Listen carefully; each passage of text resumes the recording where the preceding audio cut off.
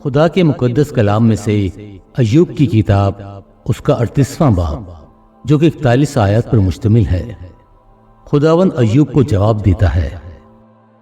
تب خداوند نے ایوب کو بگولے میں سے یوں جواب دیا، یہ کون ہے جو نادانی کی باتوں سے مصلیحت پر پردہ ڈالتا ہے؟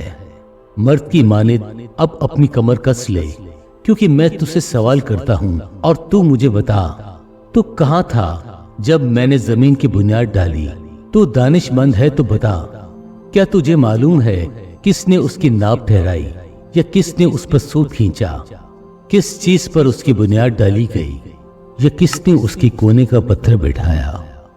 جب صبح کے ستارے مل کر گاتے تھے اور خدا کے سب بیٹے خوشی سے للکارتے تھے، یا کس نے سمندر کو دروازوں سے بند کیا جب وہ ایسا پھوٹ نکلا گویا رحم سے؟ جب میں نے بادلوں کو اس کا لباس بنایا اور گہری تاریکی کو اس کا لپیٹنے کا کپڑا، اور اس کے لیے حد ٹھہرائی اور بینڈے اور کوار لگائے، اور کہا یہاں تک تو آنا پر آگے نہیں، اور یہاں تیری بگڑتی ہوئی موجیں رک جائیں گی۔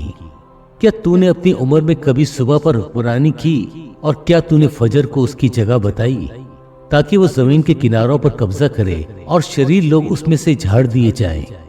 وہ ایسے بدلتی ہے جیسے مہر کے نیچے چکنی مٹی، اور تمام چیزیں کپڑے کی طرح نمایاں ہو جاتی ہیں، اور شریروں سے ان کی روشنی روک لی جاتی ہے اور بلند بازو توڑا جاتا ہے۔ کیا تو سمندر کے سوتوں میں داخل ہوا ہے یا گہراؤں کی تھا میں چلا ہے؟ کیا موت کے پھاٹک تجھ پر ظاہر کر دیے گئے ہیں، یا تو نے موت کے سایہ کے پھاٹکوں کو دیکھ لیا ہے؟ کیا تو نے زمین کی چوڑائی کو سمجھ لیا ہے؟ اگر تو یہ سب جانتا ہے تو بتا، نور کے مسکن کا راستہ کہاں ہے؟ رہی تاریکی سو اس کا مکان کہاں ہے؟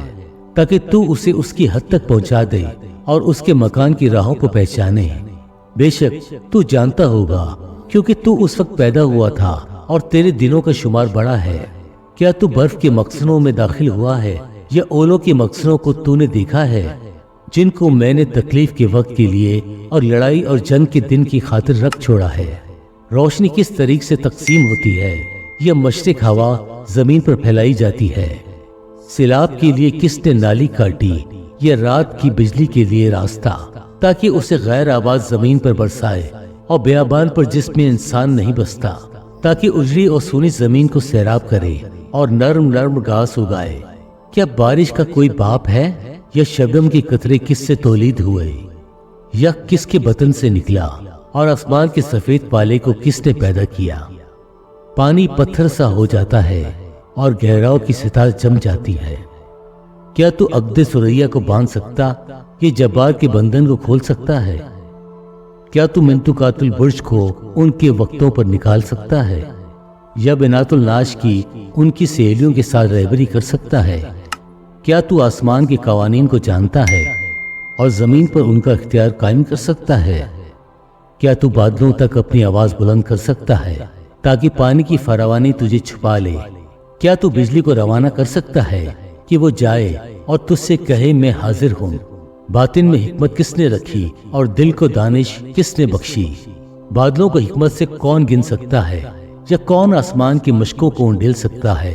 جب گرد مل کر تودہ بن جاتی ہے اور ڈھیلے باہم سٹ جاتے ہیں، کیا تو شیرنی کے لیے شکار مار دے گا، یا ببر کے بچوں کو آسودہ کر دے گا؟ جب وہ اپنی ماندوں میں بیٹھے ہوں اور گھات لگائے آڑ میں دبکے ہوں، پہاڑی کوے کے لیے کون خوراک مہیا کرتا ہے؟ جب اس کے بچے خدا سے فریاد کرتے اور خوراک نہ ملنے سے اڑتے پھرتے ہیں۔ خدا کے پاک کلام پڑھے اور سنے جانے پر خداوند کی برکت ہو، آمین۔